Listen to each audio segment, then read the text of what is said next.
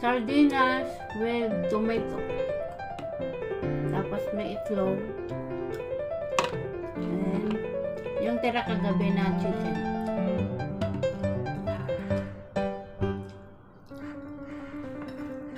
Mas masarap kumain pag nakakamay.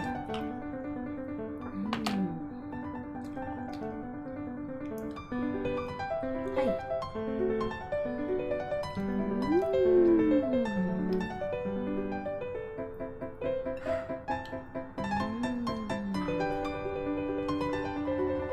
Manghang to.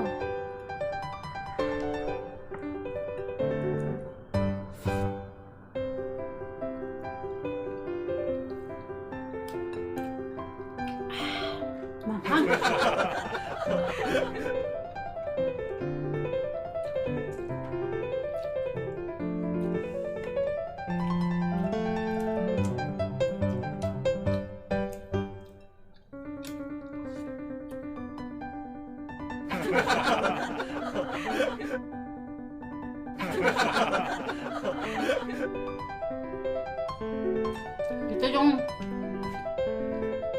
Ito yung pambansang ulam ng mga OFW. Sardinas, noodles. Yan. Ganito ang ulam ng nasa abroad. Sardinas tsaka noodles, masaya na kami. Pero kayong nasa Pilipinas, mag-ulam lang kayo ng sardinas, ang dami-dami nyo ng reklamo. Ayaw nyo na kumain pag sardinas ang ulam nyo. Wala kang trabaho, magre-reklamo pa kayo kung sardinas ang ulam nyo. Tingnan nyo kami. Nagtatrabaho kami, kumikita kami buwan-buwan, dollar pa. Pero hindi nagre-reklamo kung sardinas ang ulam namin.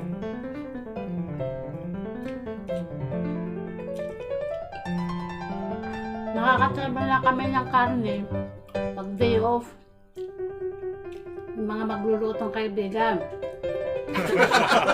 Kaya naman sa Pilipinas, hindi na kayo makakain kung hindi karne ang ulam nyo.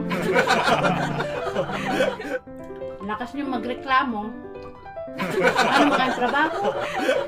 Wala kang pambili ng ulam nyo masasarap. Puro lang kayo. Tapos ang lakas pa ng loob nyo magreklamo kung sardinas ang ulam nyo. Oh, sardinas lang ulam namin. Masaya na kami dun. Basta kayo, karne ang ulam nyo. Ayos ng buhay.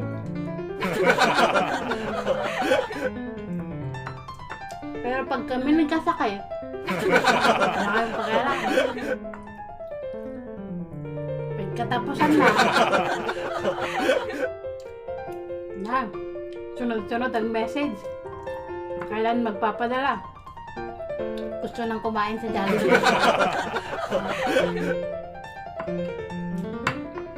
Gusto nang bumili ng bagong sapatos. Wala. Kulang yung kanin ko.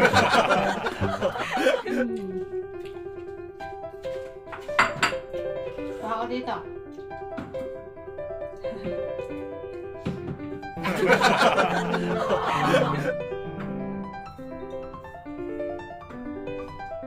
Anak kanin.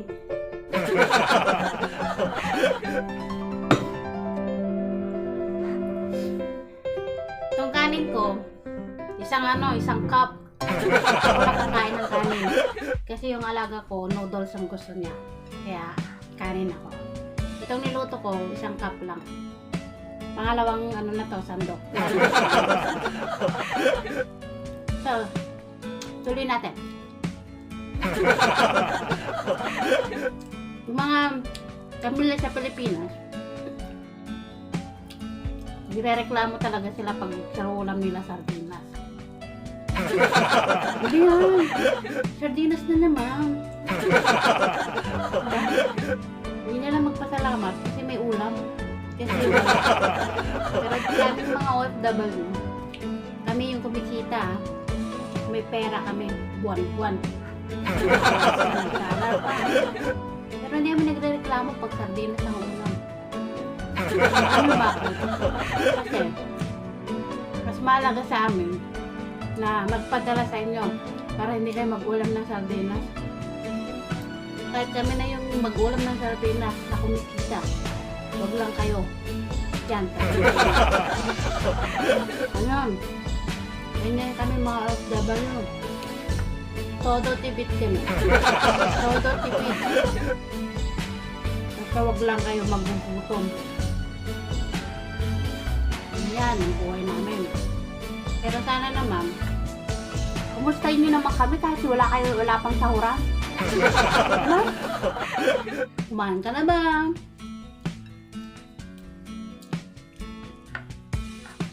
Busog ka ba? Amusta ka na?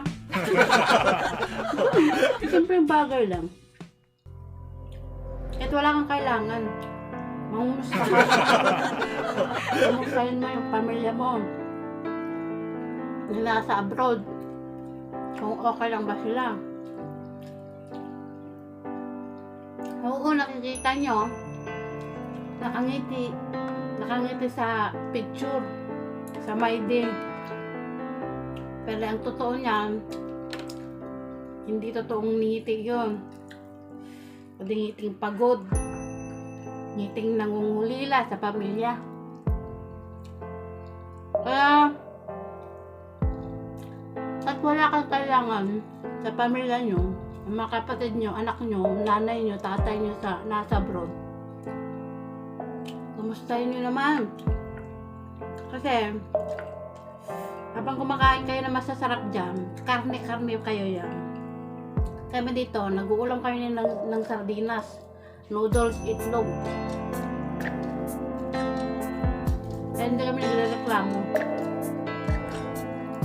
Kasi ang malaga, kayo, dyan sa Pilipinas,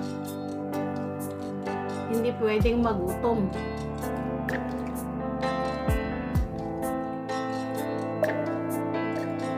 Kaya simpleng hello, kamusta lang, flow nyo. Kasi sobra yung pagtitipid namin. Pagpadala lang sa inyo. Pero ang hang. Ang hang. Kaya,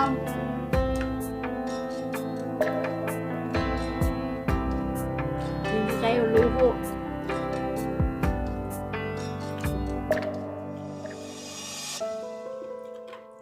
Ang sarap. Manghang.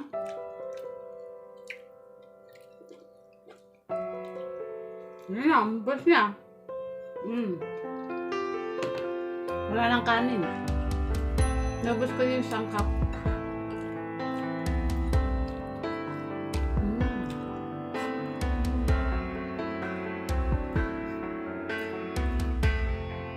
Shout out! Shout out! Sa mga nanonood nyo sa akin. Buhay ka. Sardinas Pamaon!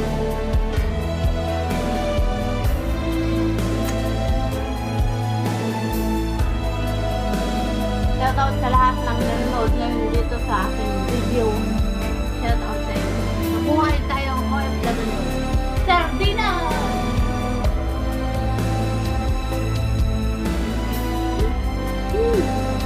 Busog na ako.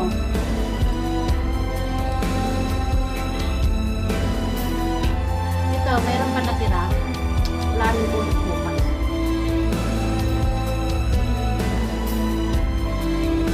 Ganyan, yung pagtitipid namin dito. Isang sardinas, dalawa o tatlong araw ang ulam namin yun.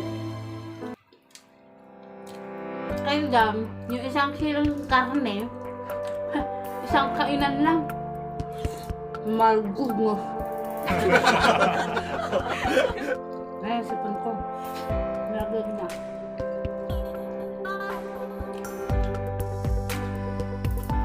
Just